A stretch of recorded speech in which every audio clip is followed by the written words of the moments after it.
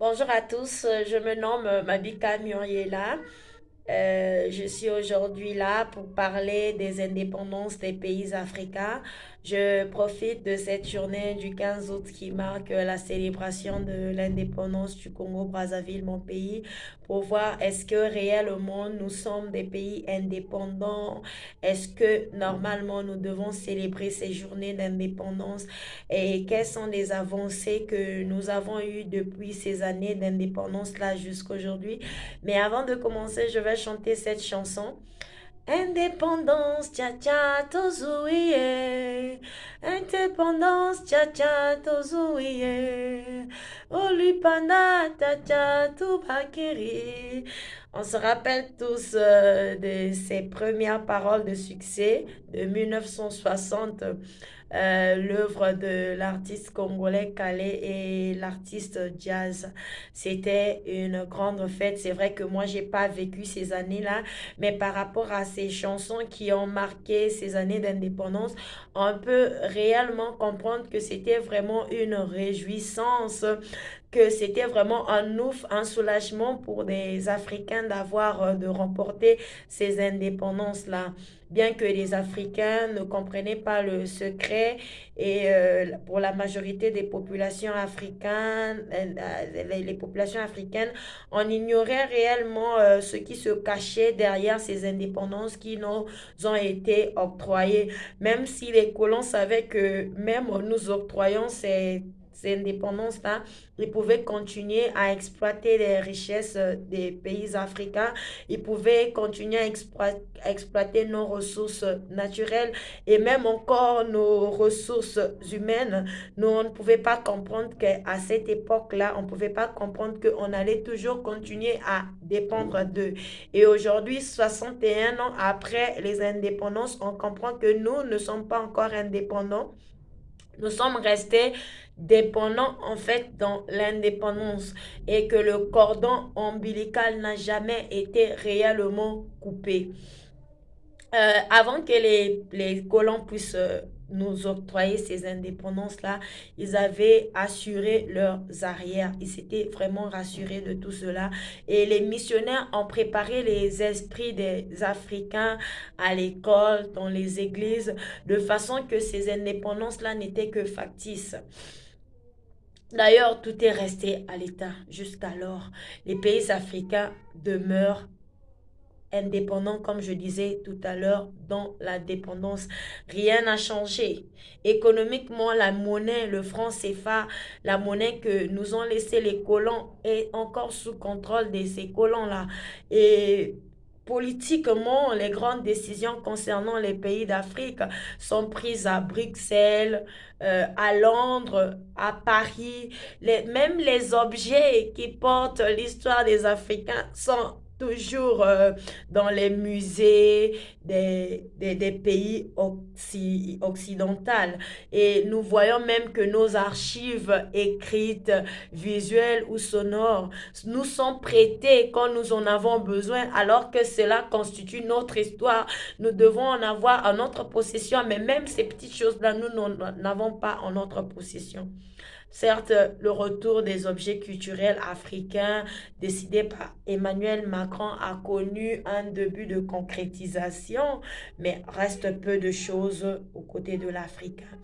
Ils sont nos dirigeants africains, par exemple, sont habitués à se rabattre aux ennemis de l'Afrique pour pouvoir financer leur campagne électorale, combattre la sécurité en Afrique et même mettre en place la rébellion. Tout cela juste pour pouvoir satisfaire aux intérêts des colons. Donc, nos dirigeants sont restés en fait très corrompus, ce qui jusqu'à aujourd'hui tue l'Afrique. Donc, 61 d'indépendance, on n'arrive toujours pas à lutter, ne fût-ce que contre la faim. Malgré nos richesses, malgré nos terres riches, nous, Africains, nous sommes restés, nous l'Afrique, nous sommes restés un continent très, très pauvre à l'égard de d'autres continents. bon, fort heureusement, je dis heureusement, que tous les pays africains ne sont pas dans la même loge. Et nous voyons par exemple le cas du Rwanda.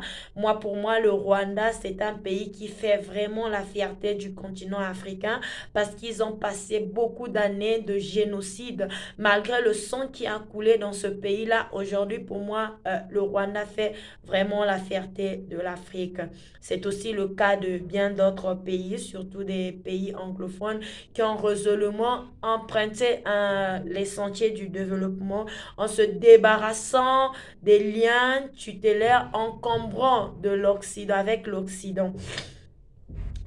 Aujourd'hui, par exemple, nous voyons le cas de l'Union africaine. Le chemin qui mène par l'Union africaine passe par euh, le chemin qui mène par Addis Abeba, l'Union africaine passe encore par Paris. Donc nous, les pays de l'OEF, l'AEF, les anciennes compagnies, les anciennes colonies françaises, excusez-moi, j'allais dire, nous sommes restés encore enfouis dans ce développement-là et bien que nous créions indépendance, nous sommes encore dans cette dépendance, bien que nous continuons à créer indépendance, cette indépendance qui est réellement entre guillemets. Bientôt, je pense que c'est cette route-là qui mène à l'Union africaine va faire le détour vers Pékin parce que nous voyons nous tous l'influence que la Chine a maintenant sur les pays africains. Mais en fait, je me pose toujours la question de savoir à quand réellement une vraie indépendance de l'Afrique. À quand réellement cette indépendance-là qui va remplacer cette indépendance entre guillemets qui nous a été offerte? À quand la fin des célébrations pleines des fastes et vides de sens où l'argent du contribuable est dépensé sans compter alors que cet argent-là pouvait bien servir à l'amélioration des vies des populations africaines? Quelle est cette indépendance que nous fêtons? Quelle est cette indépendance? Pourquoi nous dépenser l'argent du contribuable pour fêter? Quelle est cette indépendance-là? Nous ne sommes pas réellement indépendants. Normalement, les Africains, au lieu de célébrer cette indépendance entre guillemets, devaient d'abord voir qu'est-ce que nous pouvons faire. En fait, ça serait normalement des journées de réflexion, voire des avancées depuis 1961 jusqu'alors. Est-ce que nous avons réellement avancé? Est-ce que nous sommes réellement indépendants? Ça, ce sont des questions que nous devrons nous poser actuellement. Et la place n'est pas à la fête. Parce que ces fêtes-là, normalement, ne contribuent en rien au développement de l'Afrique. Je veux aussi nous rappeler aujourd'hui que l'indépendance